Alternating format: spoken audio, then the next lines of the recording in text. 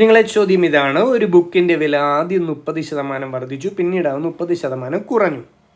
ഇപ്പോൾ അതിൻ്റെ വില 728 രൂപയാണെങ്കിൽ യഥാർത്ഥ വില എന്തായിരുന്നു എന്നാ ചോദിച്ചു. അപ്പോൾ 2 ചേഞ്ചസ് വന്നിട്ടുണ്ട് അല്ലേ?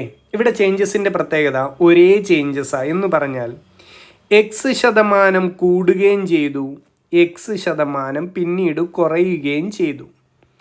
ഈ 2 ചേഞ്ചസിൻ്റെ കമ്പൈൻഡ് എഫക്റ്റ് എന്തെന്ന് ചോദിച്ചാൽ എല്ലായ്പ്പോഴും ഫൈനൽ റിസൾട്ട് x²/100 കുറവ് മാത്രമേ ഉണ്ടാകത്തുള്ളൂ.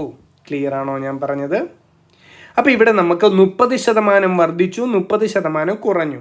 അപ്പോൾ ഈ 2 ചേഞ്ചസിൻ്റെയും കൂടെ കമ്പൈൻഡ് എഫക്റ്റ് എന്തെന്ന് ചോദിച്ചാൽ x²/100 കുറവേ ഉണ്ടാകത്തുള്ളൂ. ഇവിടെ എക്സിൻ്റെ സ്ഥാനത്ത് എത്ര? 30.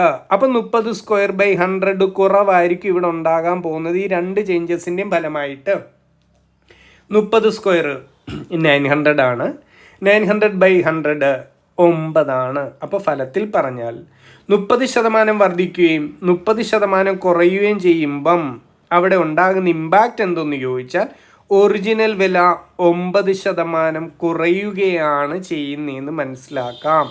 9% കുറഞ്ഞു എന്ന് പറഞ്ഞാൽ 100 ഉണ്ടായിരുന്നു, 9 കുറഞ്ഞ് ഇപ്പം അറ്റ് പ്രസൻറ്റ് അവിടെ എത്രയുണ്ട്? ബാക്കി 91% ഉണ്ട്. ഓക്കെ ആണോ?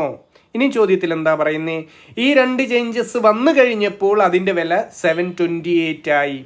ഈ 2 ചേഞ്ചസ് വന്നു കഴിയുമ്പം വില എത്രയായി മാറുമെന്ന് നമ്മൾ കണ്ടുപിടിച്ചേ ഉള്ളൂ. 91% മാറുമെന്ന് നമ്മൾ കണ്ടുപിടിച്ചേ ഉള്ളൂ. അപ്പം നമുക്ക് എഴുതി വെക്കാം, 91%ത്തിൻ്റെ വാല്യൂ ആണ് തന്നിരിക്കുന്നത് 728. എന്താ കണ്ടുപിടിക്കേണ്ടത്? യഥാർത്ഥ വിലയാണ് കണ്ടുപിടിക്കേണ്ടത്. 100% എത്ര എന്നാ കണ്ടുപിടിക്കേണ്ടത്? ഇവിടെ കയറി ക്രോസ് മൾട്ടിപ്ലൈ ചെയ്താൽ ജോലി കഴിഞ്ഞില്ലേ? പറഞ്ഞാട്ടെ, 100 × 728 ഡിവൈഡഡ് ബൈ 91. എങ്ങനെ ക്യാൻസൽ ചെയ്യാം? 91നെയും 728നെയും കൂടെ നമുക്ക് പെട്ടെന്ന് കട്ട് ചെയ്യാൻ പറ്റും.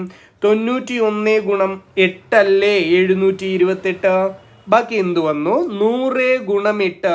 ആ സാധനത്തിൻ്റെ യഥാർത്ഥ വില എത്ര എന്ന് ചോദിച്ചാൽ 800 രൂപയാണ്. ക്ലിയർ ആയോ? ഓക്കെ അല്ലേ? ശരി, താങ്ക് യു.